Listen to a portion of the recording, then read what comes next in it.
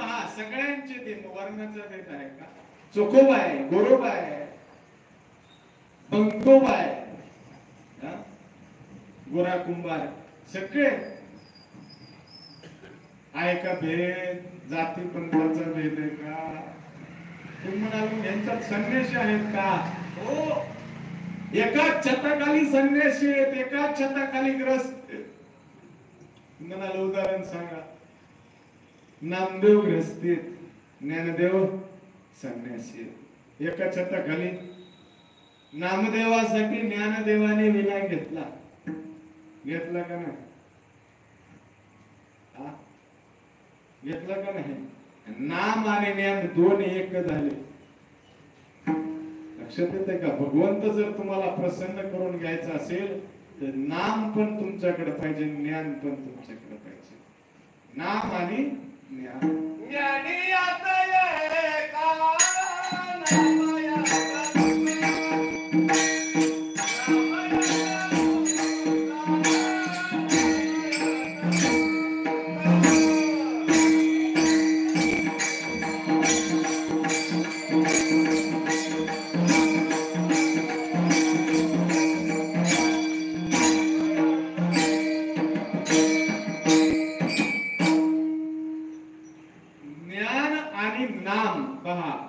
ज्ञानदेव म्हणजे ज्ञान आहे, नामदेव म्हणजे नाम आहे. चौथ्या चरणावर निरूपण चाललं का? ज्ञानदेव म्हणे तरलो. तरण या शब्दाची परिभाषा अशा प्रकारची आहे. आपण म्हणतो ना रे मी तर तरलो बाबा. ते काय महापूर आहे का तरायला? त्या पाण्यावरती तरायचे का? तुकाळ म्हणे वह्या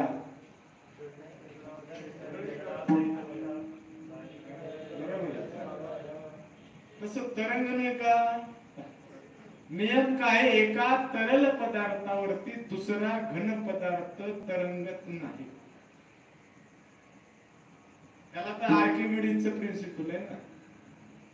पण आपल्याकडे आहे की एका द्रव पदार्थावर दुसरा घन पदार्थ तरतो. तुम्ही मला संप्रदायामध्ये अंतकरण कसे? अंतकरण कसे? तरल. अंतकरण कसे? ज्ञान.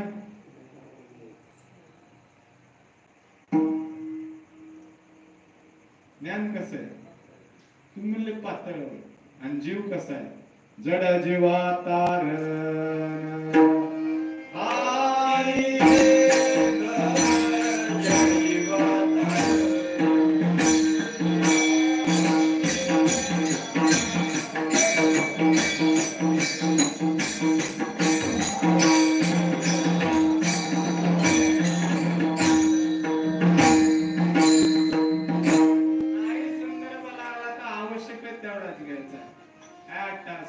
जड. जीव कसा आहे? जीव कसा आहे? जड. त्याला तरुण जायचे कशानं? तरल अंतकरण आहे. माणसाचं अंतकरण तरल नसेल तर? तरल नसेल तर अंतकरण शुद्ध पाहिजे. मन बुद्धी चित्त अहंकार शास्त्रकारांनी सांगितलेल्या गोष्टी आहेत. मन 11 ज्ञानेंद्रिय असलं तरी ते चंचल आहे, चपल आहे. बुद्धी जड आहे, पण ती जड बुद्धी ज्ञानाला उपयुक्त होते. तुम्ही म्हणाल बुद्धी जड आहे, मग काम कशी करते? मग आपण तुम्ही कशाला म्हणता त्याला तुझी बुद्धी लय जड आहे रे, चालतच नाही. आणि कायला म्हणतो ह्याची बुद्धी फार तेज आहे. काय ती बुद्धी जर भगवंताच्या ठिकाणी गेली तर ती तरल आहे, आणि प्रपंचाच्या ठिकाणी गेली तर ती तुम्ही म्हणाल महाराज काय बी गप्पा सांगता. प्रमाणातच बोला. बुद्धीचे वैभव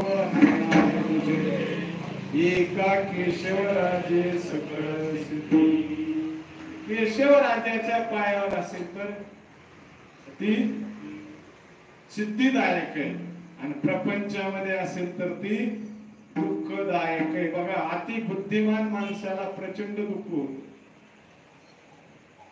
दृष्टांत सांगतो म्हणजे कळेल. एक असा ग्रस्त होता, त्याला काहीच कळत नव्हतं.